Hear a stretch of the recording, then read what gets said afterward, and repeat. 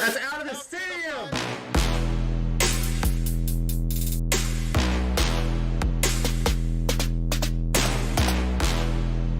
Let's go! Come on! Something! Come on! Swing and a miss! There's a lot of spunk. Don't throw it wide! Wow. Wow.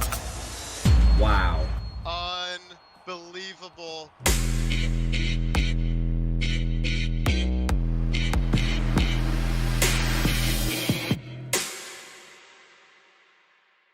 Tonight, we bear witness to a duo of young guns, two players with perhaps the game's greatest understanding of the strike zone.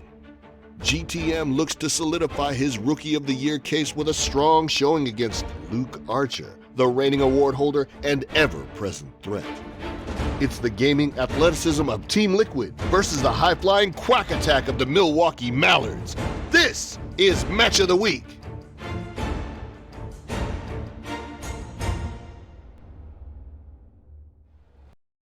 Good evening, ladies and gentlemen, and welcome to tonight's broadcast of the XBL, the Cross-Platform Baseball League. I'm Florabel, your play-by-play announcer. With me on color commentary is the Catella Crazy himself, Weaver for Prez. Weaver, we've got some high-level XBL action tonight between two players who are very much in the running for a top 4 seeding this season. Now, the top 4 will all receive a first-round bye in the XBL playoffs, so how important is this match of the week for these two players? It's critical. Like you said, these two are certainly going to be somewhere between that 2 to 6 range, I'd say at the worst. But truly, the sky is the limit for both these players. They're both excellent at the plate. They're not too shabby on the mound, and something's got to give tonight because they're two very similar players. And I think we're going to have some close, intense games tonight. And pumping right off of that with their similarities, we see the first key to our game here is XBL's most elite eyes. These two have some of the best plate discipline, not just in the XBL, in all of Super Mega Baseball 3. If you're throwing something out of the zone here, trying to get them to chase, you better hope this is the 1 in a million pitch that they are going to go chasing out of the zone. Yeah, throwing out of the zone, good luck with that. These guys have tremendous patience. And if you do throw it in the zone, which again, you kind of have to because they barely chase out of the zone, they hammer everything that is in the zone. So they rack up hits, they rack up extra base hits. These two, for all their great patience at the plate, their great eyes, and their great contact ability, they don't typically hit for much power. They're more line drive oriented, not quite the same as hitters like yourself or like Ashnot's Coupon, who rack up the long balls. They still, these two players, they're going to hit at, I would think at least Luke is going to touch 375, if not higher. GTM right now is sitting, I think, a hair over 400, maybe not too sustainable. It depends how these last couple weeks go, but truly two of the most elite hitters in this game.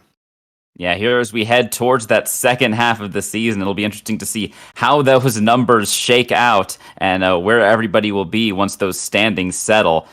Moving on to the second key to the game here, the accuracy meta. Both of these teams moving towards, we've mentioned this a bit before in Match of the Week's past.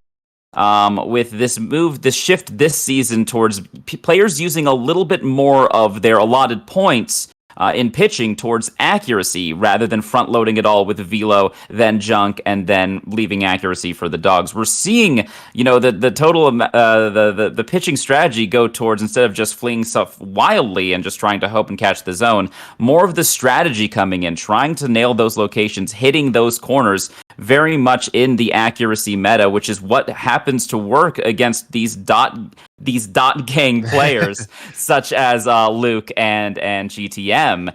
And it'll be very interesting to see these two pitching styles with this accuracy focus, how that's going to work in stifling the offenses of these two elite teams.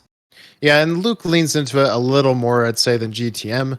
Luke having some very unorthodox players, low velo, low junk, all in on accuracy on some of them. Not the biggest bar investments into his team as far as pitching goes, but GTM still, he does have more accuracy than maybe the typical pitcher in the XBL. He likes to hit his spots. That was something he wasn't too happy with in his preseason, and it's converted into a nice round of pitching here in his XBL rookie year. He has been great on the mound. Excuse me. Obviously, he hasn't really truly needed to dominate on the mound with how dominant he's been at the plate. But anytime you can pitch well, it's always going to help. It's going to alleviate stress, et cetera, et cetera. So we'll see how the accuracy plays in tonight. As far as pitching goes, I know GTM, his bullpen, not very traditional in how it's constructed, has some of those Luke-esque pitchers, the low velo, high accuracy in the front end, and then he has the loaded up closing pitcher with the low stamina at the back end. We'll see if that pitcher gets in here in one of these games in a save situation. Could spell disaster for the Mallards. We shall see. But then as far as our third key here goes, park symmetries. There's, if I'm not mistaken, 3 stadiums in the game that are perfectly symmetrical in the outfield all the way around. And these players play in 2 of them. GTM plays in the Bingata Bowl. We'll see that tonight. Luke, of course, plays in Colonial Plaza, and we will see that tonight. So the key, what I'm trying to say there, it doesn't really affect how you have to pitch the hitters. Just attack them because there isn't one advantage to one side of the field or the other. They are perfectly symmetrical. Doesn't really change the outcome of each swing. Just kind of got to go after these guys, and that's all you can do when you're facing these hitters. You just got to attack and kind of hope for the best and make sure you're scoring yourself. Yeah, exactly. That's going to be the key, I think, is the pitching versus the batting. Which team is going to do better on both sides of the ball than the other? It's going to be a really great match of the week. I can't wait to see this highly anticipated matchup between the Milwaukee Mallards and Team Liquid. It's going to come up in just a few moments, folks. Stay with us. We're going to get that to you right here.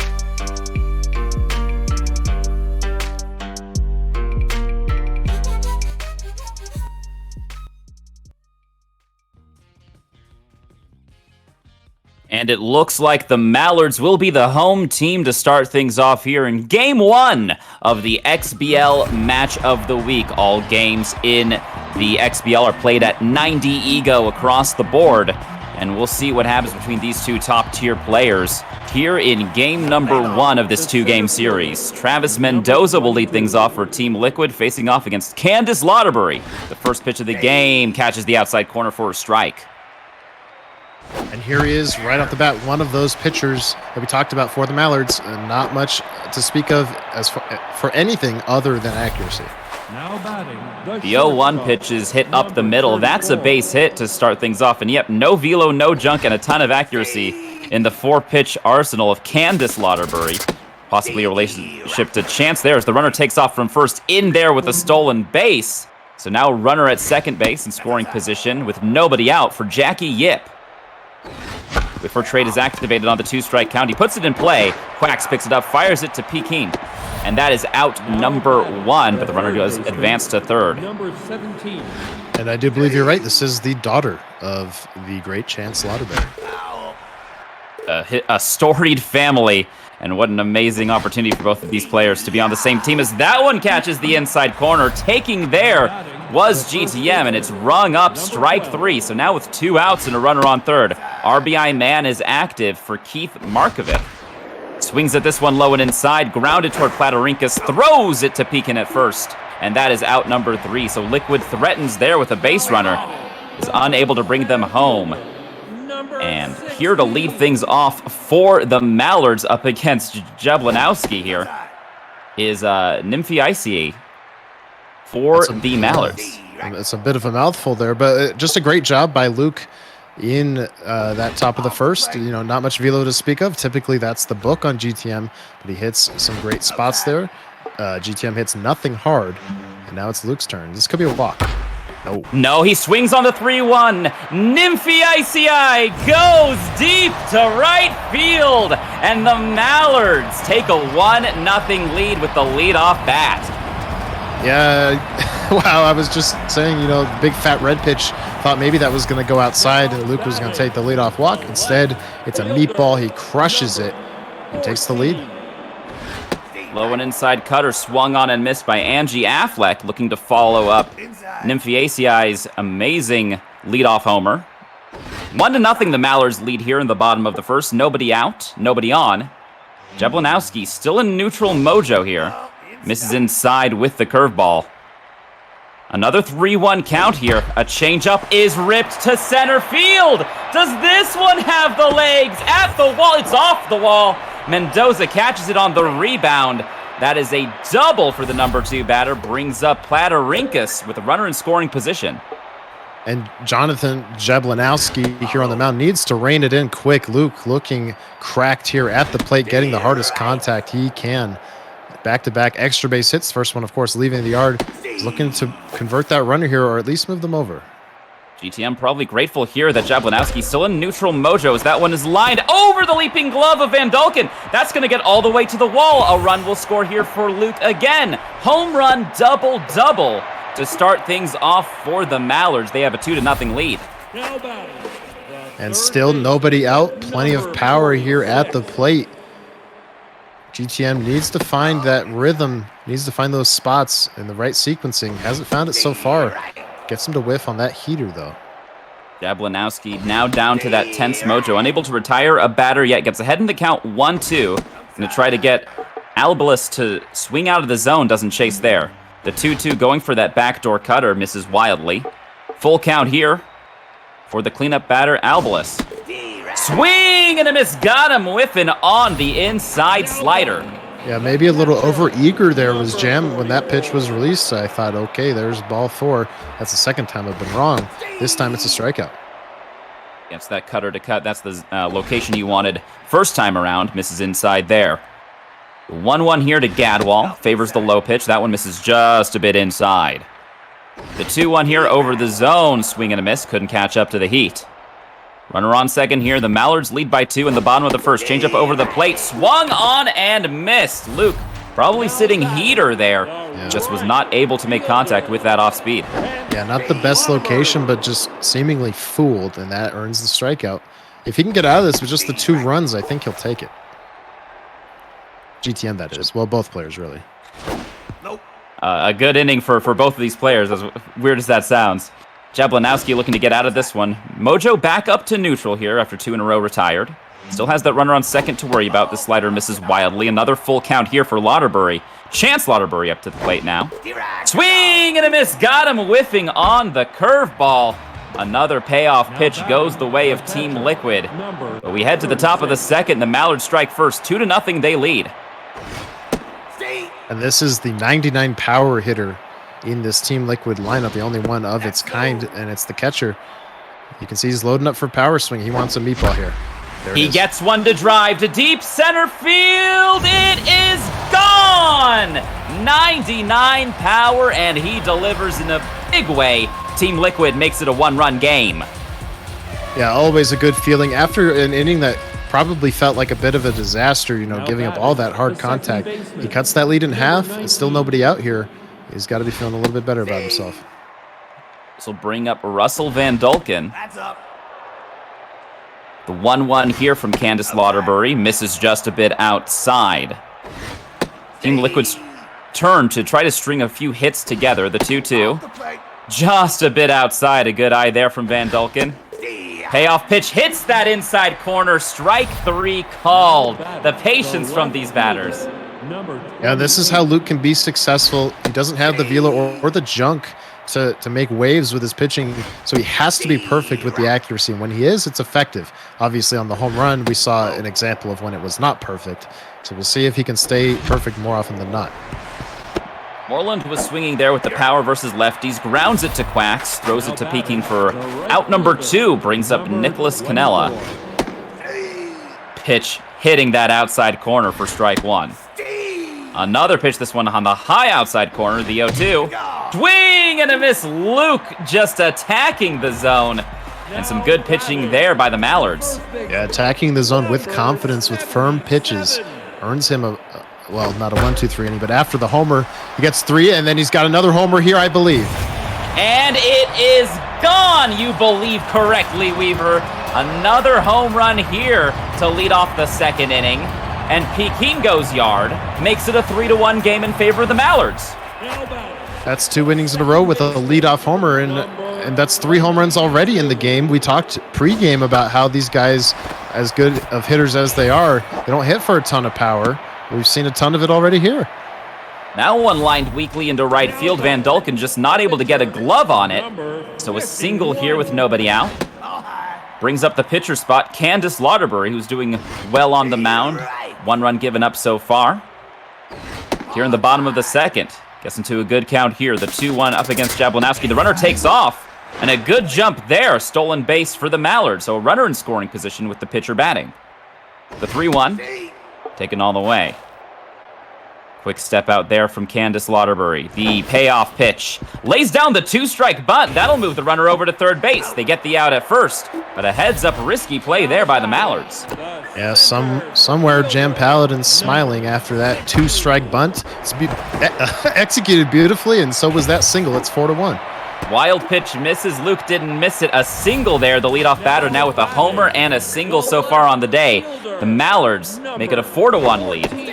Angie Affleck takes that first pitch in there for a strike. Jablonowski having a struggling time here on the mound. 42 pitches thrown already here in the second. Yeah, and Luke has a real opportunity to go for the jugular here. The pitcher tense, lots of pitches thrown, runs surrendered. He can knock this starter out early. And a big opportunity to do so here, as you said, Weaver. A ton of speed on the bag at first. Fastball low and inside. A big check swing there from Luke. He does not go. The 1-2 inside curveball taken all the way. Angie Affleck looking for her second hit of the day. Rips this one up the middle. Van Dulken has to dive, leaves his feet, comes up with it. The throw to first, a 99 power throw in time to get the ground out. And a big out that lets him, or that puts him into 2-out territory, in a position to hold this to another 2-run inning. And I said in the first inning he'd take the 2-run inning, but if the pattern doesn't stop, then this is going to be an easy Luke win. You can't take 2-run innings every inning. No. The first inning, it's acceptable, but you got to find a way to stifle an offense like this as quick as you can. Another 3-1 count here for the Mallards. Platerinkas drills that one to deep right field at the wall. Canella makes the grab. And another 2-run inning for the Mallards makes it 4-1 as we head to the top of the third. Yeah, that was a power fastball up and in that was missed on the location minigame from GTM. And fortunately for GTM, Luke just kind of missed it probably on the reticle for the flyout. And now GTM a chance to get back to work. He does have his pitcher up for the first batter, though. Swings and misses on that low heat. That'll strike out the pitcher. Does turn up the line, turn the lineup over, however. So 1 out here and nobody on. The Liquid trail by 3. That pitch in there for a strike. Candace Lauderbury having a strong outing thus far. That one down the middle.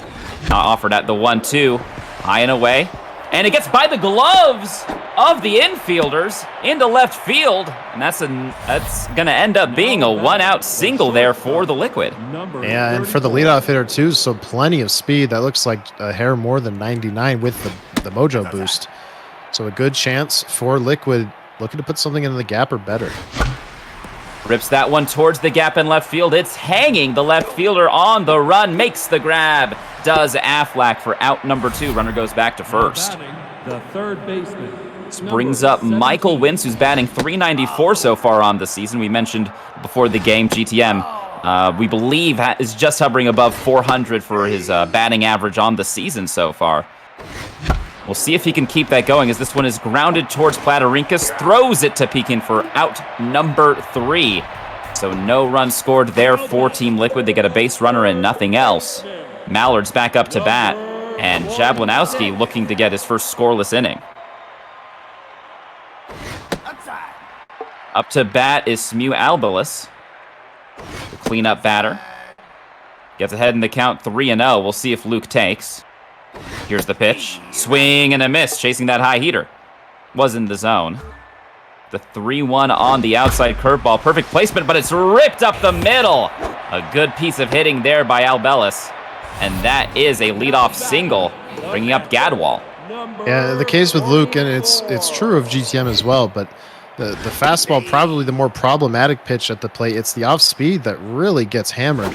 That curveball, even though it was in a great spot, Luke, looking for it, had all day to react, but a great swing on it for the leadoff single. And now, once again, Jablonowski looking to get out of a jam. 60 pitches thrown already here in the bottom of the third.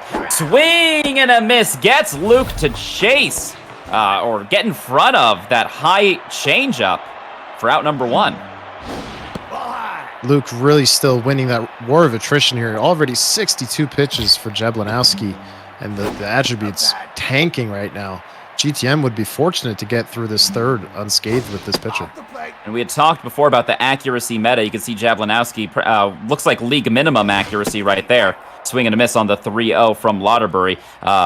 Candace Lauderbury, the pitcher for the Mallards, has nothing but accuracy. So it's very interesting to see these two different pitchers and how they've been performing thus far. Still a lot of baseball to go.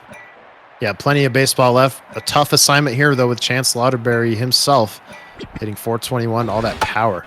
Inside corner on the payoff pitch, swung on, weak contact, not going to leave the infield. Wentz gets under it and makes the grab for out number 2.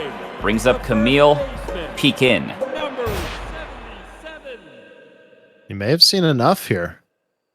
Could this be it for Jablanowski? Does not come up to bat for another 6 batters here. And he's looking at a full accuracy pitcher of his own in the bullpen. Chooses to leave Jablanowski in for the moment. Might have the accuracy pitcher there warming up. The 1-0. Oh my. Rips that curveball, but just in front of it, it is driven foul into the seats. And that is the crushing power of Luke Archer. Yeah, just not in a good spot. GTM fortunate. Luke was early on it. Now 2-2 pitch. He could get him here. Camille Pekin. Pekin batting .414 so far. The cutter over the plate, just late on it is Luke. Strike 3 swinging. Now batting. And the pitcher gets his first scoreless inning of this game. Much needed to keep it at a 4-1 game. Candace Lauderbury. Team Liquid looking to get through to her. Keith Markovic at the plate. Swing and a miss on the high heat. The 2-2 from Lauderbury off the plate brings the count full. Here comes the payoff pitch. Swung on and ripped to center field, but right at the center fielder for out number 1. Yeah, and that always hurts when you rip a ball that's middle like that. You don't miss it. But like we said, these two players, despite the home runs we've seen in this game, they're more line drive oriented. They don't typically get that huge lift that would have given that ball 450 feet of distance, and that's a beauty of a strikeout. Beautiful strikeout there from Candace Lauderbury, who now moves up to locked in Mojo. That one first pitch swinging into the glove of Pekin there at first. So a 1-2-3 inning. We head to the bottom of the 4th. The Mallards looking to extend their lead. Shallow outfield in play against Maxine Quacks. Very interesting here from Team Liquid. Yeah, the shallow versus a hitter this good, I'm not sure I can condone it. We'll see how it plays off. This could... Oh, it's going to be a triple, I think. Shallow outfield not mattering there, as that is going to go all the way to the wall. Moslin picks it up, fires it to third. Not enough speed to make it a triple. It is still a leadoff double for the Mallards. Nice little blooper over the third base line. Yeah, I spoke too soon there, but I think if that's to right field, that's certainly a triple. GTM Most fortunate. definitely. Yeah, GTM fortunate it was to left field. It's still a leadoff double. Massive start for the Mallards. Surprised we haven't seen the square up yet from Luke, but obviously a good enough hitter. He doesn't really ever have to bunt. And with the locked-in mojo from Candace Lauderbury, the pitcher right here, we'll see what Luke does. 2-2. Shows the bunt, as you said, Weaver. Looking for that 2-strike bunt that we saw earlier in the game. He's able to lay off of it. Goes for that 2-strike bunt, moves the runner over to third. A sacrifice. It's the runner over to third, out at first. Good eye there, Weaver. This brings up Nymphiaceae. Locked in is the leadoff batter. Change up, ripped, but just foul down the first base line. Whiffer trait activates. Runner on third with 1 out. You can see GTM expecting the squeeze there with 2 strikes. He's done it twice so far, and he does it here again. The runner goes home in time and safe. What a heads-up play there by Luke. GTM saw it coming and couldn't do anything to prevent the outcome there.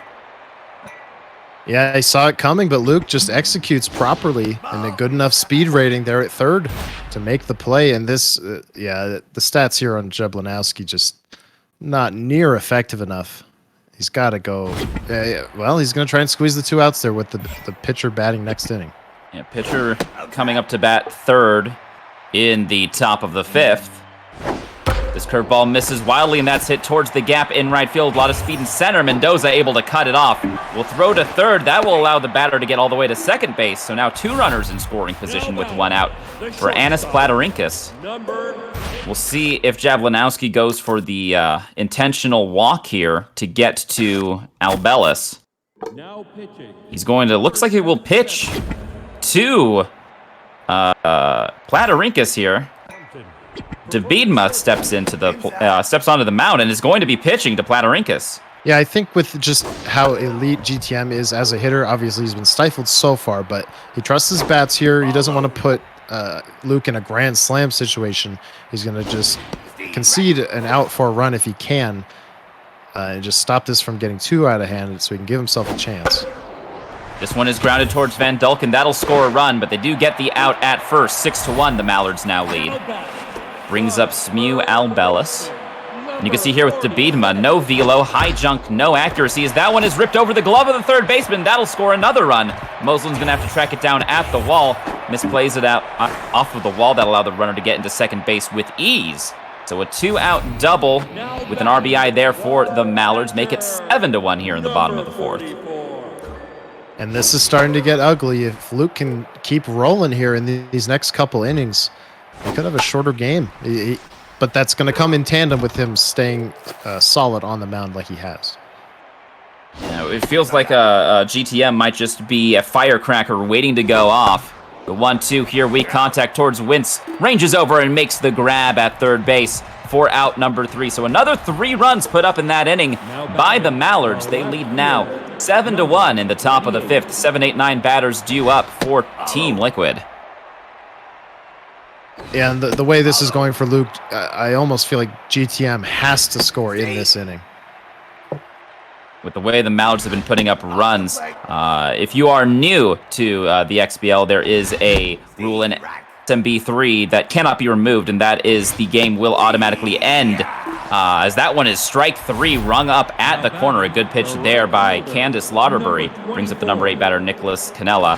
The 10-run mercy rule is in effect. That one is lined into the glove of Peking. So a quick 2 outs here. Brings up the pitcher spot. Davidma was able to get out of the inning there in the 4th, but he could be done for the day, and he will be. Dom Sulkus coming in to pinch hit.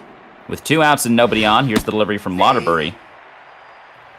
So if Team Liquid doesn't score a run here, and the Mallards are able to put up 4 in the next inning, that's the game. Wow. Catches the outside corner. What a job pitching is Luke doing with Candace Lauderbury. Yeah, Luke is tossing an absolute gem right now against a hitter that has been outperforming almost everyone in the entire league this season. He's looking a bit lost right now. Granted, still plenty of time, but there won't be time if GTM can't tighten up on the mound himself. 2-pitch arsenal here for Gabriel Toledo. High velo, no junk, no accuracy. 4-seamer change is all he has to his name. Misses there low and away. A 3-1 here to Chance Lauderbury. Misses a bit inside, and Luke takes it with that expert eye to get the leadoff runner aboard. And despite that walk there, that unfortunate walk for GTM, I think this pitcher may service him a bit better. The pitch selection, the 4-seamer, the change, 2 tools that can be effective. It seemed like GTM was just leaving one too many curveballs, off-speed pitches, etc. in the zone with his previous pitcher. Maybe different results here. See if the more simple setup does him a favor, as this one is headed towards the gap, but the speed from Mendoza able to cut it off before it hits the ground. That's out number 1. With the arm in center field, I think if he throws to first, he's got a double play. Luke was way off the bag, and that center fielder has a boosted arm. 99 throw from the catcher. Wow. 99 throw from the catcher, but it isn't enough to catch up with the good jump there by Luke with the stealer trait. Gets that stolen base. So a runner on second with 1 out. This one tapped towards the middle. Yip cuts it off, throws it to first. That's out number 2. Runner advances to third. And not only was it a 99 loaded throw down to second, but that catcher has a 99 rated arm. So just a perfect jump by Luke. Any later, he's out. The 0-1. Swing and a miss. Taking off for home. He's going to try to steal home. The throw. Heads up play by Liquid there to keep the steal home from happening. And easily GTM's most well-pitched inning of this game. maybe a little bit of momentum now going into the 6th. Time starting to trickle here. The 0-1 here to Mendoza. 75 power, weak contact toward left field. Aflac makes the catch for out number 1. Brings up the number 2 batter, Jackie Yip, looking for his first hit of the game. First pitch on the outside corner for a strike. Swing and a miss there inside. The 0-2. Swung on towards the gap in left field. A good rip there. A big dive there from the left fielder. Isn't able to come up with it. Throws it into third. That's a one-out double for Team Liquid. And there's finally a good start here for Liquid. Runner in scoring position. He's got a lot of hits in this season. One here would probably score that runner and start to chip into the lead. That's all he has to do is kind of make dents here and there. There goes the runner. It's going to be an out, though. Runner takes off from second, but it's lifted to Aflac in left. Has to get back to second base. So 2 outs here for Keith Markovich. Number 12. RBI man activates for the cleanup batter. First pitch in there for a strike. Candace Lauderbury, 71 pitches thrown. That one's ripped up the middle. A lot of speed on the bag. Nymphiaceae goes to home, and the runner will hold at third. Yeah, much like Team Liquid's center fielder with the high mojo, boosted arms, etc. The center fielder for the Mallards, same deal. So no chance for GTM to make it there. But this is that 99 power hitter who has already hit a home run in this game. 2 great pitches to start the at-bat. It's behind 0-2. That one missing just a bit low from this 99 power Martin. Swing and a miss. High and inside. Couldn't lay off of it. Another good strikeout there from Candace Lauderbury. Throwing a gem and staying in the game. Looks like she will be staying in the game here to pitch in the 7th. The 1-0 catches that outside corner to even up the count. And why not? Here. It's not like the diminished velo changes the approach for Luke. He probably prefers it. In fact, I know he does. It's all about the accuracy with him. As long as that accuracy can stay up enough for Luke to control his pitching, he's going to remain in control of this game. Mallards lead here 7-1 in the bottom of the 6th. The high heat swung on and missed by Candace Lauderbury. That's out number 1, and the lineup turns over. First pitch here from Toledo in there for a strike. A good pitch there. We'll see how much longer Gabriel Toledo goes. Stats just starting to diminish here. Gets into the 0-2 count. Whiffer trade activates for Nymphiaceae and swing and a miss. Struck her out. Mojo goes back down to neutral. 2 outs and nobody on here for Angie Aflac. And you mentioned the diminishing stats for Toledo, but he's now locked in, so that's going to buy GTM a little bit more time to utilize this pitcher who has been very effective since coming in relief. 1-1 here to Aflac. Strike 2. Locked in is Toledo on the mound. The 1-2.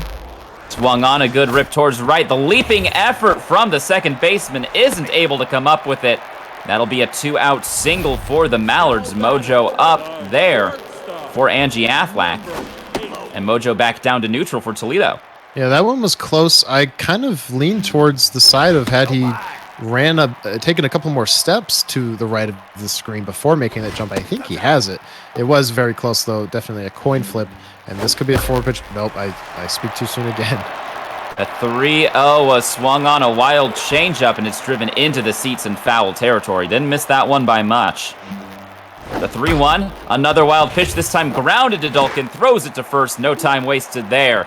Out number 3. We head now to the top of the 7th inning. 6, 7, 8 batters due up here for Team Liquid, and Candace Lauderbury. Accuracy starting to come down just a tad, but she is still in firm control of this game. But that one left over the zone, heading to deep center field. It's off that high wall, but it'll still be a leadoff double here for Team Liquid as they look to get right back into this one. Yeah, it can hurt sometimes when you hit it off that yellow line. You just missed the homer. This one could sneak through, though. Oh, nice stop by Quacks. Great diving effort there from Quacks. Comes up with it, makes the throw to first for out number 1. Runner does advance there from second to third.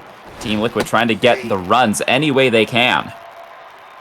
Nicholas Canella stares at strike 2 on the outside corner. The 0-2. Swung on, that was in the zone. Grounded to Platarinkas. Only play is at first, but looks the runner back. Make sure they stay at third. Yeah, GTM immediately retreated there, thinking that was going to get caught.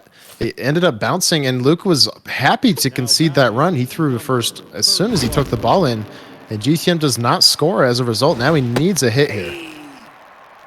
Polito is done for the day. Pinch hitter comes in off the bench with a runner on third and 2 outs here. Candace Lauderbury trying to get another scoreless inning for the Mallards. That one left over the zone, but GTM just a bit under it. It's going to die at the warning track. Nymphaceae makes the catch for out number 3. So once again, Team Liquid threatens, but does not score. Yeah, now only 2 relievers remaining for Team Liquid. Thought about maybe going to his ace closer. He's going to go with the Luke-esque pitcher here in the bottom of the 7th.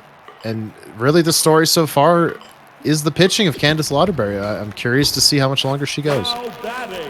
After the 7th inning stretch here in Colonial Plaza, Mallards lead 7-1 in the bottom of the 7th. First pitch swinging up the middle. Yip makes an amazing dive, but isn't able to come up with it. That'll be a leadoff single here for the Milwaukee Mallards. Brings up the tense Gwendolyn Gadwall looking for her first hit of this game. You said the Luke-esque pitcher here. Yeah.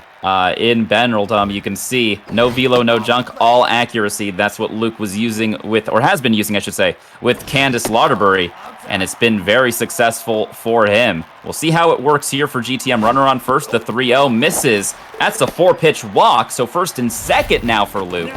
Still nobody out.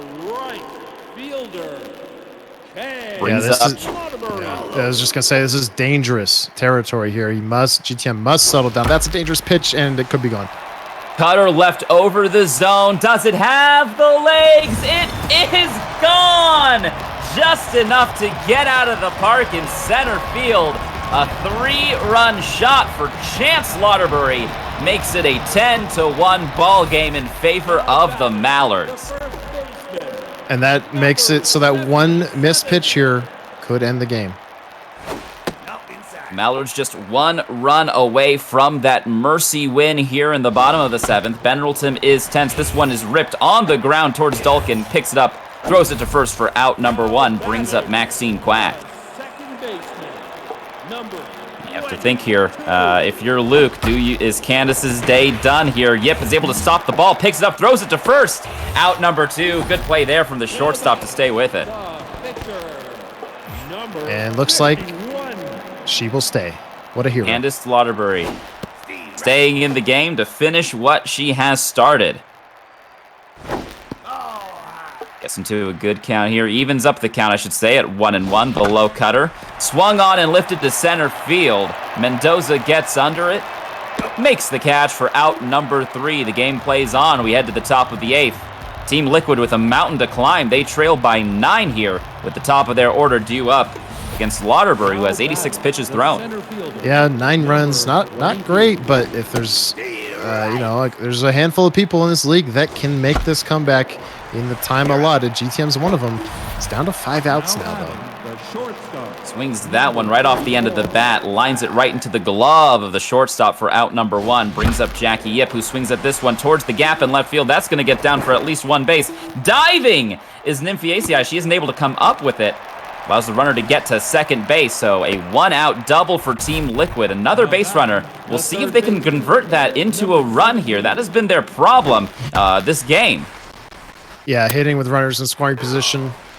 Yeah, it's got to improve, if not here in this game, which, is seemingly out of hand, but there's always the second game. Swing and a miss to Wince. Attacking the zone there was Luke with Candace Lauderbury, who's still in the game, locked in at 93 pitches thrown. First pitch in there for a strike. Markovich with RBI man activated, the cleanup batter. Drills this one towards the gap in left field. That's going to get down. Runner taking off. Affleck diving it up to cut it off from getting to the wall. The run comes in to score. An RBI single there for Team Liquid makes it a 2-10 game. He's doing a nice job chipping away, but just not enough outs left. He has to be perfect here at the plate. See what he can do here with 2 outs. Spencer Martin, the 99 power batter, hits it right to Quacks, but it's hit so hard she isn't able to field it cleanly. First and second here, the inning continues. And he really needs to find a double here or something to cut this lead even more and not leave it all up to the 9th if he wants to make what would be a miraculous comeback. He has to capitalize on a misplay like that from Quacks. It does not happen. She doesn't miss that grounder. Throws it to first for out number 3. So Team Liquid strands another 2 runners. Here in the bottom of the 8th, the Mallards have an 8-run lead. It looks like Benraltum will be staying in the game. The 0-2 misses inside here to Nymphaceae. The 1-2, curveballs hit towards Yip, picks it up, throws it to first. That's out number 1.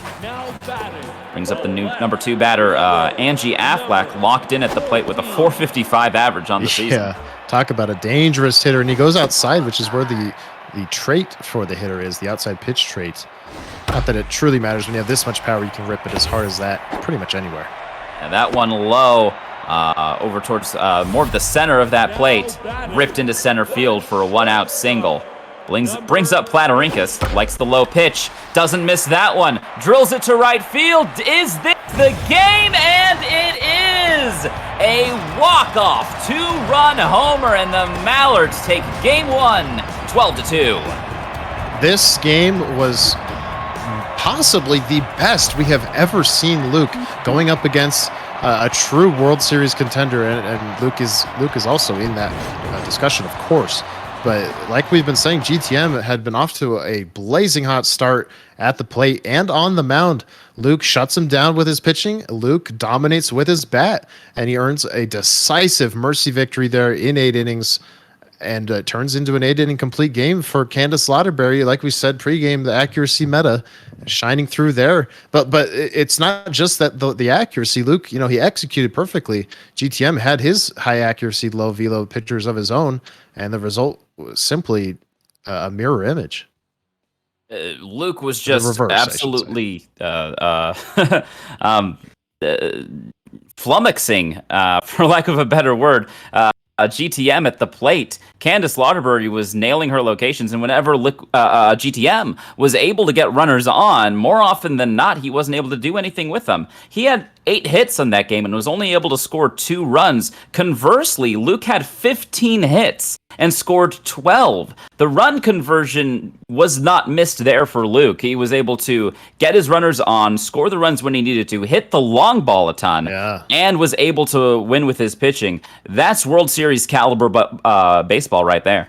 Yeah, the power is showing up in a big, big way. We mentioned, of course, pregame that while these two are elite hitters, the long ball, it's not something they rely on. They will run into their long balls on occasion, but they're typically gap-to-gap guys. They take their walks, they're hard-hit singles, et cetera, et cetera. We even saw the squeeze bunt for one of those 12 runs. But really, those long balls playing in huge. It's an 8-inning mercy at Colonial, and we'll head to Bingata here soon as these guys are ready to go. Bingata for game number 2. We'll see if that field makes any sort of difference for Team Liquid. Being the home team, maybe there's something mental there for GTM. But I'm going to be honest, Weaver, he needs to come up with a completely different game than what we saw in game 1. He needs to find out how to attack the zone, or counter, I should say, Luke's way of attacking the zone, and be able to convert those base runners into actual runs. Yeah, and I think it's also going to come down to sequencing, perhaps. I think maybe some of the issues in those early innings with GTM on the mound came down to just the wrong pitch and the wrong situation. The off speed, middle in some circumstances when perhaps a faster pitch would have worked better. So we'll see. That's something that he'll potentially adjust for as we go into game 2 here soon enough. Most definitely. And here we have, Luke, as we're, Weaver and I right now at the moment can see the current standings here. If Luke were able to complete a sweep here against GTM, Luke would come up to 13-7 on the season, whereas GTM would fall down to 12-6. Well, just small correction. The in-game lobby, of course, not going to reflect the records perfectly, and that's especially true in Luke's case with the 4 disconnects. That is correct. With that win, Luke has moved to 11-6. A sweep would bring him to 12-6. In contrast, Actually, a sweep would make him and GTM both 12-6, so it would tie him with the number 2 power ranked seed player this week. That would be huge for Luke, most definitely, if he can be able to mount that offense that he was able to do in Game 1, and keep his pitching as precise and baffling to Team Liquid as he was able to do. And every win counts at this point. And like we said coming into this series, this is kind of a decisive series if these teams are looking for those top 4 seedings. Yeah, and I would be shocked if one of them didn't get one of the top 4 seeds, if not both. They're both capable, and we saw it from Luke. GTM maybe just needed to warm up a bit. We'll see if his bats can wake up here in this game 2. Some home cooking perhaps at the bowl. We'll see what the home team's pitching and batting will be able to do as this first pitch is lifted to left field. Mosland gets under it, makes the grab for out number 1, and that is how things get started here at Bingada Bowl for game number 2 of your XBL Match of the Week between the Milwaukee Mallards and Team Liquid. Eric Hogue is on the mound here. 4-seamer, 2-seamer cutter, curveball changeup for this starting pitcher of Team Liquid. A sub-2 ERA. This one is ripped up the middle. That's a base hit for the Mallards. 1 out with a runner on. Picking up right where he left off, a smash hit up the middle. And this pitcher may be a bit more well-equipped, perhaps not. Similar stats to that reliever in the pen whose name escapes me, the one who was solid out of the pen for GTM in Game 1. I believe that might have been Gabriel Toledo, if I'm not mistaken. That is correct.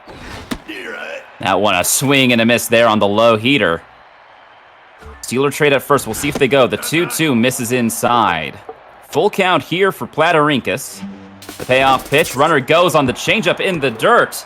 It is a walk, first and second now for Daffy Danger, batting in the cleanup spot. First pitch is ripped, but foul down the first base line. Luke looking to make a stamp in Game 2 very early, as in Game 1. Swing and a miss there on the backdoor cutter. Goes inside, and that is going to miss completely and bean the cleanup batter. Brings up Gadwall with the bases loaded. So that's going to hurt for GTM. It was not his fault. He placed that fastball a bit off the plate inside looking for the 2-strike swing. Instead, it lags a bit, goes over, and hits the batter to load the bases, and now this could be a problem. And even worse now is the tense mojo here for Eric Hogue. What was minimum accuracy is now even lower as this one is belted to deep center field. Mendoza ranging back is able to make the catch, but it will be deep enough to send the runner from second to third and from third to home, scoring the first run of the game in favor of the Mallards on the sac fly. Smart throw from GTM to go to second base there. There's no other play to be made. This way, it at least keeps one runner in scoring position rather than 2. So if Luke does find another hit here, he would only gain 1 run rather than both. Fastball down the middle. Too much heat there for Luke to handle. Swung on and missed. Brings the count to 1-2. Goes for that outside changeup. Luke does not reach. The 2-2. Goes with that inside changeup. It's over the plate. Grounded toward Yip. Picks it up. Throws it to first. That's out number 3. So the Mallards strand a pair, but get the first run of the game there in the top of the first. We'll see what Team Liquid can do with the start of their lineup. And it's going to be a nearly identical pitcher to Candace Lauderberry. Granted, this is a right-hander in Thunderduck, but the attribute setup is the same. And also, that 4-pitch arsenal looks identical to Candace Lauderberry as well. Swing and a miss there on the low pitch for out number 1, Jackie Yip up to bat. First pitch catches that outside corner for strike 1, the 0-1. Down the middle, and GTM just watches it go. And that one catches the inside corner for strike 3 looking. Just getting blistered here by the quick pace of Luke, not missing his spots, and a nice diving catch to cap off a perfect inning. Good dive there from Platarinkas, short to catch the ball for out number 3. I believe that was only 8 pitches thrown there by Thunderduck. So a good first inning again for the Mallards. They have the 1-0 lead, and Camille Pekin is up here against Eric Hogue. The 23rd pitch from the starter misses inside. High and away changeup for the 2-1. Luke swings at it, lifted to left field. Mosland gets under it, makes the catch for out number 1. There's a good start for GTM. He needs to find another couple outs here and get this pitcher back to neutral. Otherwise, we're probably staring down the gun of another dominant offensive display from Luke. Maxine Quacks here up against Eric Hogue. Gets into account here, 2-1. The delivery. Cutter over the plate, weak contact, headed towards left field. If it stays in the park, it should be caught for out number 2, and it does. Out number 2, Thunder Duck up to bat here in the 9 hole. 2 outs, nobody on. Changeup off the plate, not off the net. The 1-0 here from Hogue misses high. Oh my. The 2-0 sticking with the 4-seamer. Wild pitch, swung on and missed. Goes low and inside the 2-1, swing and a miss. The 2-2 going with that high curveball, gets him to chase it. Wentz picks it up, throws it to first. Out number 3 in a 1-2-3 inning. Down go the Mallards in order, and that's just what you want to see if you're a Team Liquid fan. A sorely needed 1-2-3 inning, a 0 up on the board. The only thing that would make it better is if you can start to cash in here. Gets behind in the count here, 1-2. Swings at that one, ripped to left field. Is this ball game tied? It is! Team Liquid going yard. That is a big swing for GTM to tie the game. This is a big stadium, but if you can get it out to direct left towards the pole, and the same is true of right, you can hit it out with ease if you're as good as these guys are. It's exactly what he did there, and now he's got his 99 power hitter up, who has 4 home runs on the season. 99 power here from Spencer Martin, looking to go back-to-back. Instead, grounds it right to Quacks. Picks it up, throws it to Pekin for out number 1. Brings up Van Dulken. Still a tie ball game here. It's brand new baseball in the bottom of the 2nd. That one's ripped up the middle, and the Team Liquid has the go-ahead run aboard at first base. Yeah, looking to come alive here. These are some good at-bats so far here in this 2nd. Just missed one there. This was the problem for Team Liquid in game number 1, getting base runners on and being unable to convert those runners into runs. We'll see what happens here. Platarinkis leaves his feet, throws it to first for out number 2. Runner advances from first to second, so here with 2 outs and a runner in scoring position, Canella takes the first pitch strike there on the outside corner. The 0-1 hits that inside corner. Perfect placement there from Thunderduck. That one misses just a bit inside. 1-2 here from Canella off the plate. A good take there from GTM. The 2-2 swung on. That one was over the plate, but weak contact. Danger picks it up at third, fires it across the diamond. Out number 3. So Team Liquid strands a runner there. But we are tied up at 1 apiece here in the top of the 3rd for the top of the Mallards lineup.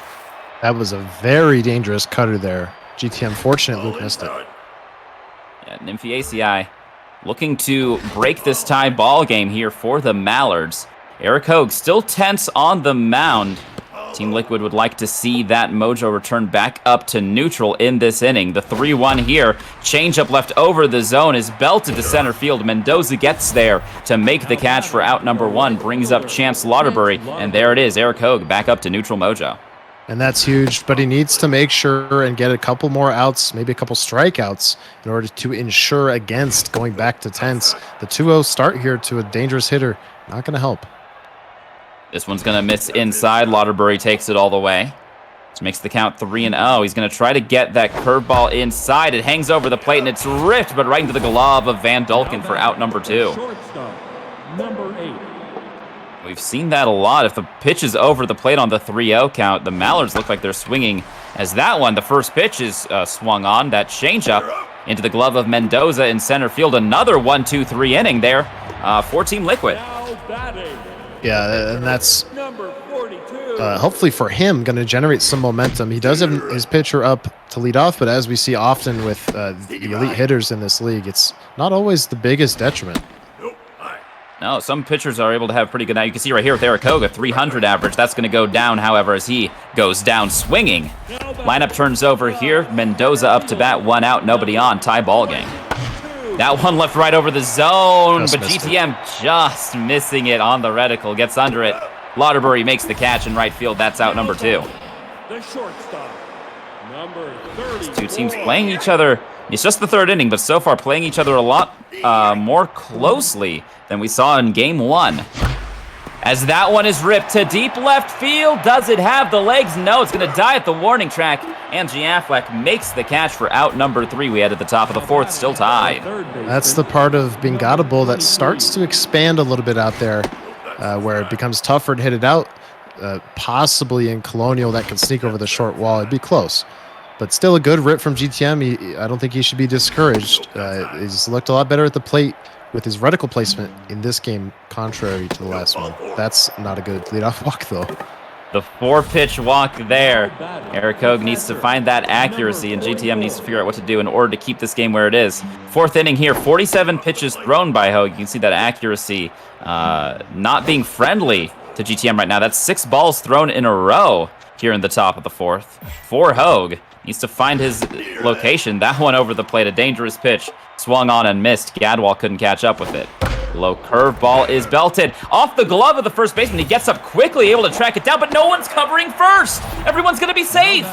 And that is going to hurt because I think if he makes no diving attempt, he lets it go over his head, I think it tails foul. Instead, it's a single. Yeah, everyone's safe. Not a lot of speed on the bases, but Luke always a threat for an extra base hit.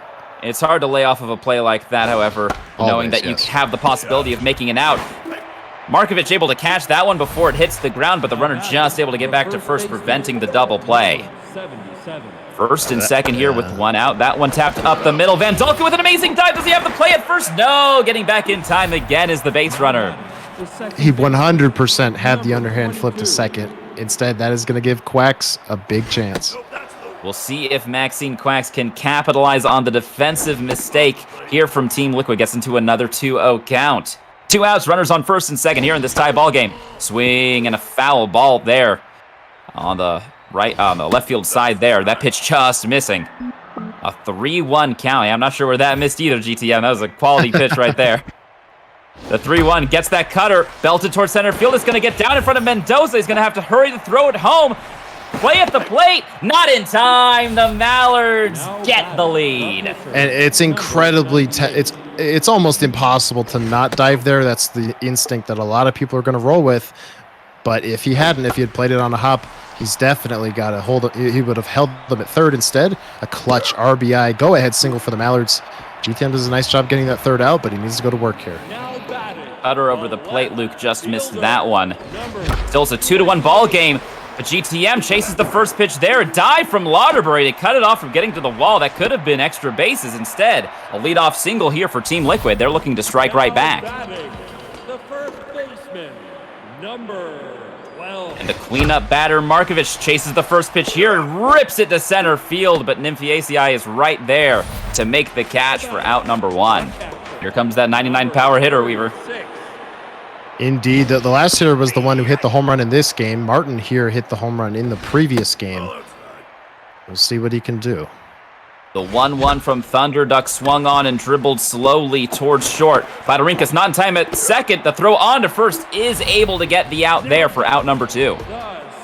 So it kind of goes as a sacrifice here now. Something well placed, as in not that. Would have scored him. Instead, it's the third out. GTM swinging at the first pitch, strike right there. Rips it, but right to left field. Caught for out number 3, so Team Liquid again tries to threaten there, unable to score with that lead-off runner. Mallards lead here 2-1 here in the top of the 5th. Eric Hogue still at neutral mojo, but you can see stats starting to diminish a bit at 65 pitches thrown. Behind the count here again, 3-1 misses way inside. Nymphiaceae is aboard with a leadoff walk. Brings up Chance Lauderbury. Maybe working a hair too fast is GTM, as he fell behind and then instead of maybe breathing for a second, goes with the quick walk. That is an absurd dive by the second baseman. What a play there from Van Dulken, able to keep the batter off of the bases, cutting off the slow roller. Runner advances to second, but they get the out at first, so 1 out, a runner on second base as that one is ripped but foul. Makes the count 1-1 here to Platarinkas. That one misses high and outside.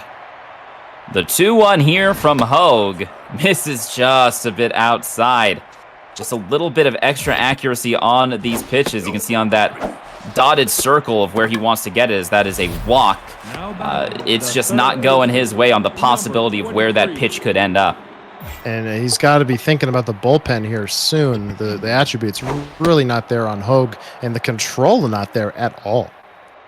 This one's going to miss outside. Another 2-0 count here for, this time, the cleanup batter, Daffy Danger. That misses outside. A 3-0 here to Danger. We've seen Luke swing at the 3-0 before, takes that one inside. And now the bases are loaded for Gwendolyn Gadwall, 1 for 1 in this game. 6 walks so far this game from Eric Hogue, and that'll do it for him. Bringing up Debidma. Still gets a little bit more length than his predecessor did in game 1, but that is a rip that could clear the bases if he doesn't cut it off, and he doesn't. Mendoza not going for the dive, thinking he has the speed to cut it off. It won't happen. A bases clearing double breaks this game wide open for the Mallards. They take a 5-1 lead. Number 14. And it was just one pitch. That's all it took from Debidma to let a 3-run score there. That 2-seam fastball, lacking that 4-seamer, no velo. It sounds tricky to deal with, but if you're a hitter as elite as Lucas, as Mendoza almost misplays that ball and lets it roll back by him towards the wall, is able to cut it off. So now runners at the corner, 1 out for Camille Pekin. Yeah, with the speed of Affleck, if he missed that, and he almost did, that could have been a home run. Could have been an inside the Parker. He needs to find some strikes. This has been, pitching has been the name of the game here, and GTM has just been unable to match Luke as Yip makes a leaping effort, unable to come up with it. That'll score another run, first and second here with 1 out, and the Mallards lead 6-1. GTM has got to find some kind of a ground ball here and then go to work immediately. The offense has not been there for GTM in either game. That's a good start, or a good second out there. Needs to find the third. Weak contact off of the bat of the Mallards there makes it out number 2. Brings up the starter, Thunderduck, who is locked in. Stark contrast to the tense reliever on the mound here for GTM. Chases the first pitch, pops it up in center field. Mendoza under it, makes the catch. That ends the inning, but a big inning there for the Mallards. They put up 4 to extend their lead to 6-1. And we'll see if Team Liquid can answer back. 7, 8, 9 batters here. Luke just continuously pumping the strike zone and doing it quite flawlessly, honestly. And you can see the difference between these two players. You know, we were talking about how GTM kept on getting behind in the count when he's pitching the 2-0 starts, so many of those. Luke's been getting a lot of 0-2s, and that one on the full count clips the inside corner. Strike 3 called. That was just a filthy changeup. Clearly GTM not looking for it. And it's a looking K. I'm seeing a lot of indecision, I think, on the part of GTM to swing the bat. That's a good rip, though. And there it is, ripped into right field. A diving effort there from Nymphiaceae is able to keep it from getting to the wall. A 1-out single there for Liquid brings up the pitcher spot. Debidma may be done. 10 pitches thrown, gave up that bases clearing double, plus another run. And he will be done. Kostalev comes in from the bench, swings at that first pitch right into the glove of Platarinkas there at short for out number 2. And just to rewind a bit to that play in center field, that's, I want to say, the 3rd time in this series Luke has perfectly executed the cutoff dive to prevent an extra base hit. It's really playing into his game here. Mallards have quite honestly been firing on all cylinders. That one is ripped past the glove of the diving shortstop. That'll put runners at the corners here with 2 outs. Team Liquid looking to have a magical inning of their own with Jackie Yip up at the plate.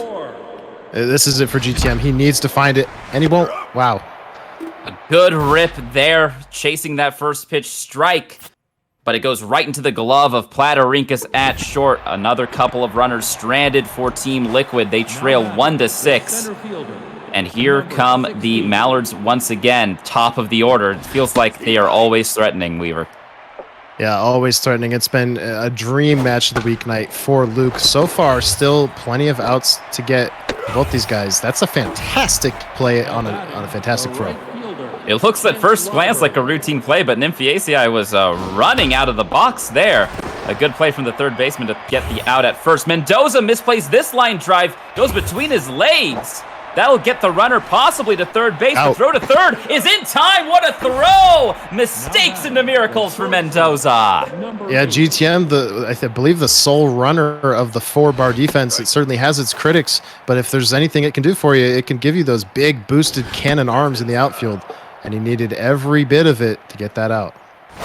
And that is what Team Liquid needs to do right here. Keep this as close a game as possible.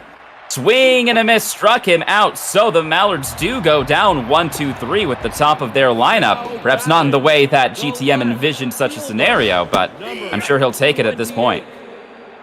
Yeah, but he's got to figure out how to get some extra lift on some of these hard hit balls. He's making great contact just right at the defenders.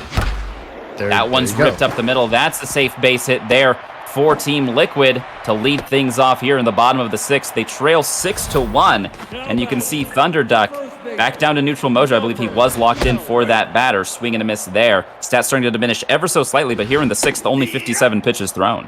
Yeah, it's still great accuracy, but even just a little diminishment there, I mean, as I say that, a flawless strikeout, but even just the smallest bit of diminishment can make a difference. It didn't there. He's rolling.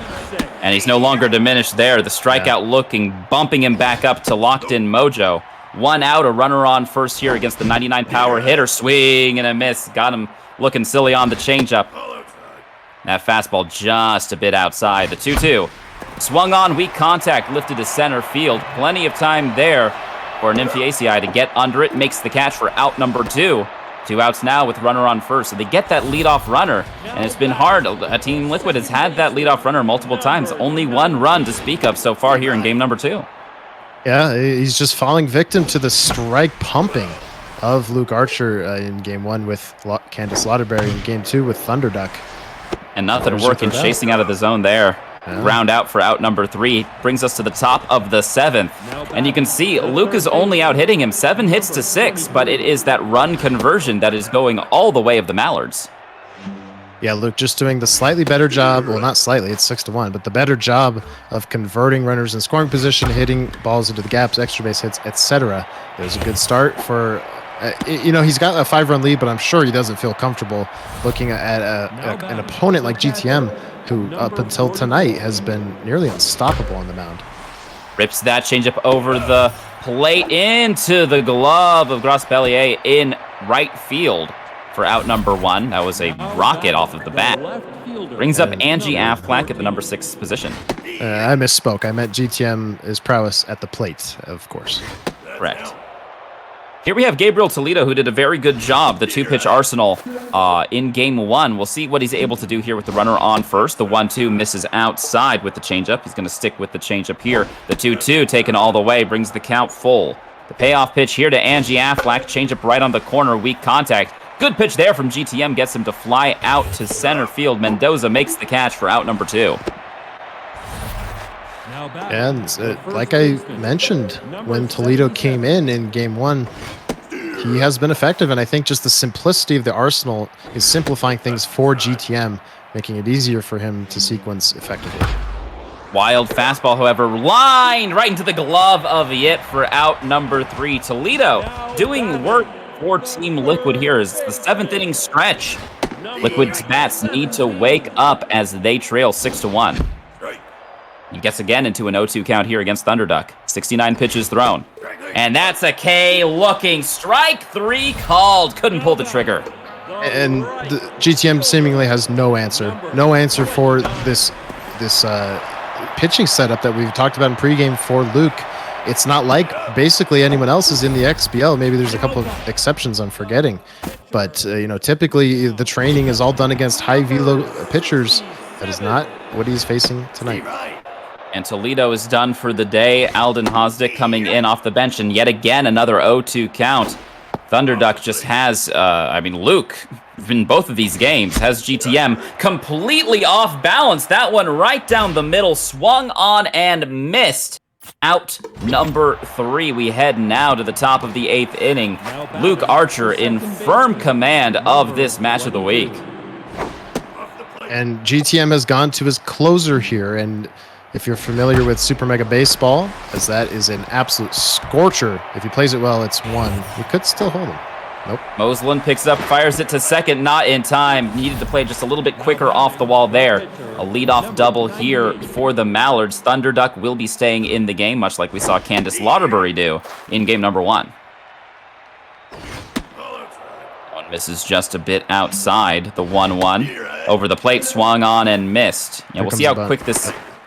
Oh, checking the runner at second. You think, yep, there it is. He's showing the bunt. We'll see if he stays with it. He does. Lays it down, moves the runner over to third. The play at first in time for out number 1. Now batting, the center fielder. Turns the lineup over for Nymphy ACI. 4-pitch Arsenal here for the closer, like we were talking about. As that one is belted to center field, Mendoza gets under it at the warning track, makes the catch. Should be plenty of deep to score the runner from third. 7-1, the Mallards lead. Yeah, like I was saying, it's the closing pitcher, and really the attributes are going to start to diminish much sooner than they normally would, as that is a tough break there for GTM. But GTM's going to have to get the 3 outs in the top of the 9th as well, presumably, with this pitcher. The longer Luke extends him here, the better it looks for his offense, not only for the rest of this inning, but in the next one. That one's lined towards the gap in left field.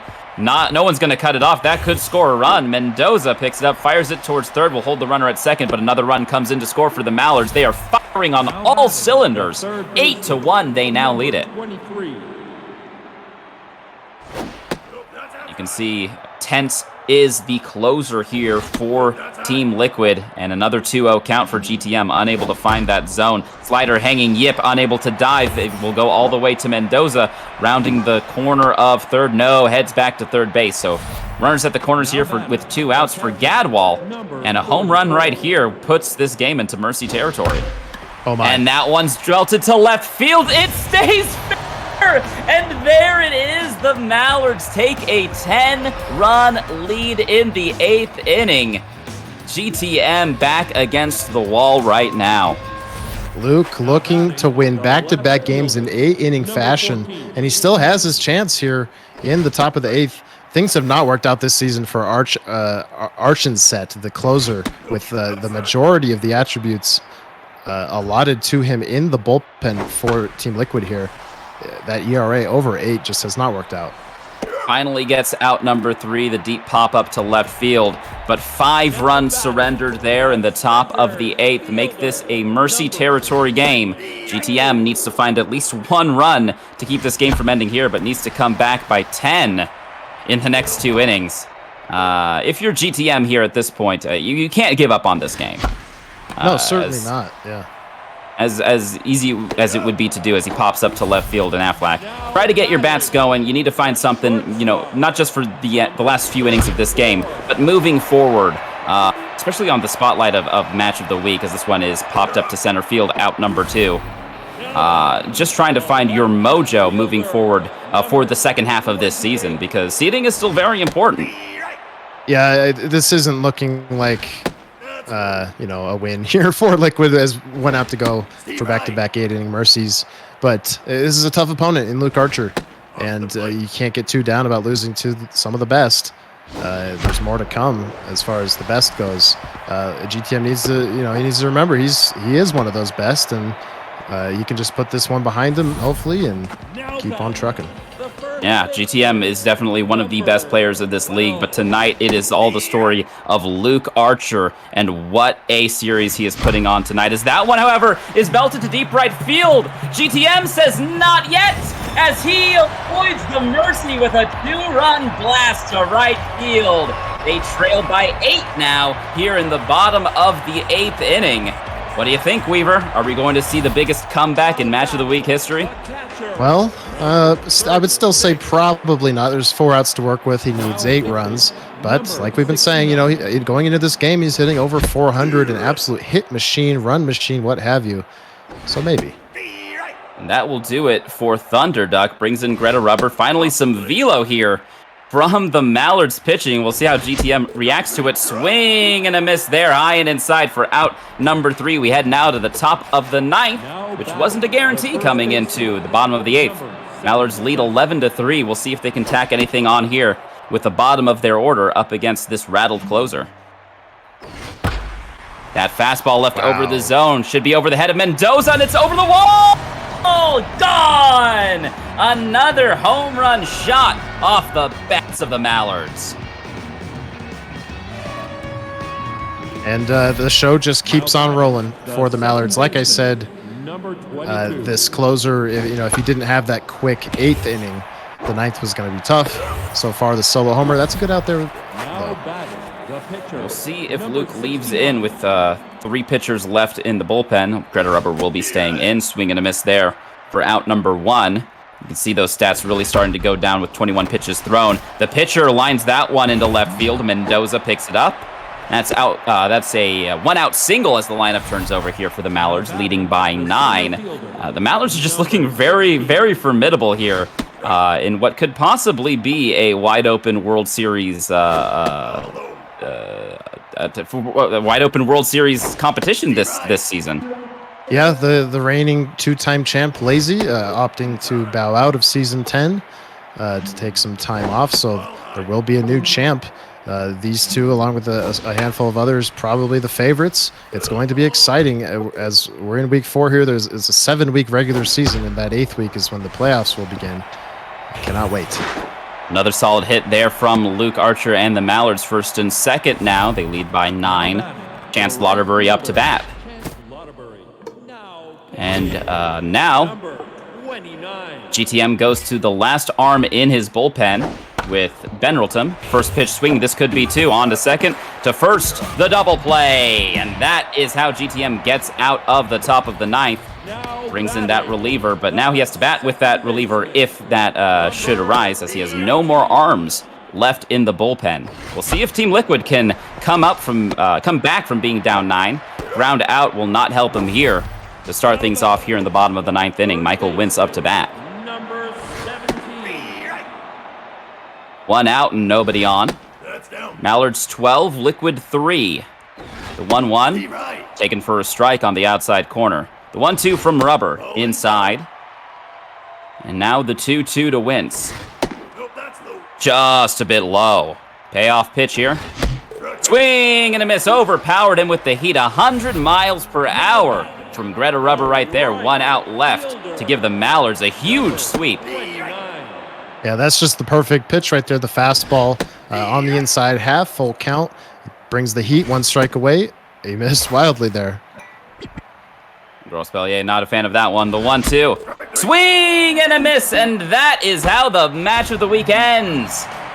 Liquid unable to come up with the split there in Game 2. It was all Mallards. The quack attack in full force as Luke Archer takes a big sweep here in the match of the week, climbing up to a 12-6 record, eyeing a top 4 spot here in the XBL Season 10. Wow. That may be the most dominant 2-game stretch from Luke Archer that I've seen. He began in the XBL in Season 9. He was not a part of the giant rookie PC player crop that we saw in Season 8. He joined a little bit later into the SMB3 gang, if you will. Won the Rookie of the Year in Season 9. I believe his record was 20-13, I believe. It was identical to mine. That's why I remember. Somewhere around there, but he won Rookie of the Year. Great showing. He hit somewhere around 380. He got knocked out in the quarterfinals. And now here in Season 10, he had been repeating, some of the same patterns, about a 370 hitter, decent pitcher, good win percentage, not elite, but good. But wow, tonight was, to me, a totally different Luke. Unfazed by any kind of pitch in, out of the zone, what have you. The pitching, almost perfect. He should be very proud of himself tonight. That was, I will say right now, that was the best I can remember seeing Luke Archer play in the XBL at all. I think so. He was firing on all cylinders. His batting was impeccable. Run conversion. His pitching was there. GTM did not have an answer there. GTM is one of the best hitters in the league, and he had no answer to what Luke was throwing at him. And Luke's defense, even, you were talking earlier about how his outfielders weren't missing a single dive, and he was able to track those balls down. Defense, pitching, batting, you name it. Luke was showing why he can be a huge World Series contender this year in the XBL. Yeah, there was no hole in his game tonight, and I think the thing for Luke going forward is just going to be consistency. He's not always going to play as insanely as he did tonight. We may see it here and there, but the key for him will be to harness whatever he found tonight bring that energy, that focus, that precision into his future games against future opponents.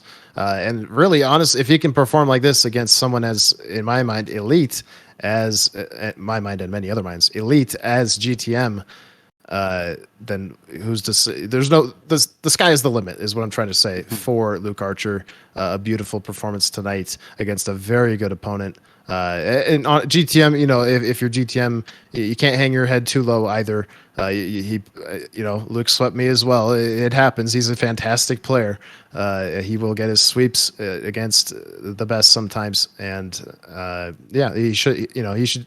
I think GTM, there's things to work on going forward, so that the pure dominance doesn't occur again. But he's still, in my mind, a World Series contender as much as Luke is. Absolutely.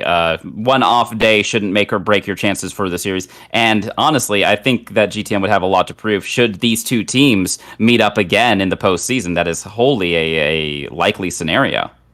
Yeah, that would be the likely way that would happen is if they were to finish either 4-5 or 2-3. So if either of those happened, then we probably could see the rematch. And obviously, GTM would want it to go a completely different way. Luke would need to tap into what he tapped into tonight. So definitely something to look at going forward as we enter what is kind of the pennant race here at the end of season 10. Last couple of weeks coming up. Second half of season 10 is just around the corner, and it's going to be really exciting to see what how the standings shake out. There's so much parity this season between all of these teams, from the playoff cutoff all the way up to the top four. Basically, there's so much that can change, so much that could go on in these last few weeks. You're gonna want to stay tuned for the XBL action. Let me tell you. And I believe our next XBL match of the week should just be in a few days. It should be on this Sunday, correct? Yeah, scheduling still TBD, but obviously no national holiday this Sunday like there was last weekend. Yeah. So certainly, we should be back to our normal time slot this Sunday night. Typically, the AAA starts at 4:30 Pacific, 7:30 Eastern, and then we roll in. Just like tonight, we roll into the XBL at 9 Eastern, 6 Pacific. So look out for an announcement about that. Of course, the announcements are made in our Discord. That's where our community is housed. So feel free to join that. All you have to do is scroll down on our Twitch page and click the Discord link, the graphic that's down there. Anyone is welcome in there. It is not just for our players. The majority of people in there are not players in the league. There's plenty of fans, friends, etc. So feel free to join our community. Absolutely. I couldn't have said it better myself, Weaver. That's exactly what we want you. We would love for you all to join our community. It is a ton of fun. If you're a fan, if you are a player, no matter what, just come on in, and we'll be happy to assist you with either getting a team ready to go for Season 11 or for scrimmages, or if you just want to learn more about your favorite players or teams, come on in. We are not shy. Yeah. No, we are not. Yeah, absolutely. We encourage you. All right. Thank you all for watching tonight's XBL Match of the Week. That's going to do it for us here. We will be back likely this Sunday with another Match of the Week, so we hope to see you there. Until then, there should be plenty of additional XBL games that will not be broadcast on this channel. Again, the best way to keep up to date on that would be to join our Discord. So just go ahead and scroll down on the Twitch page. Click that link, should bring you to our Discord so you can hang out with us. It's the perfect meeting place for players and fans of Super Mega Baseball 3. Thank you so much, Weaver, for all of your hard work in tonight's games. And thank you to Dwayne for producing tonight's broadcast and for providing commentary in the AAA series. From all of us here at the XBL, thank you so much for joining us, and have a wonderful night. Good night, everyone. Thank you.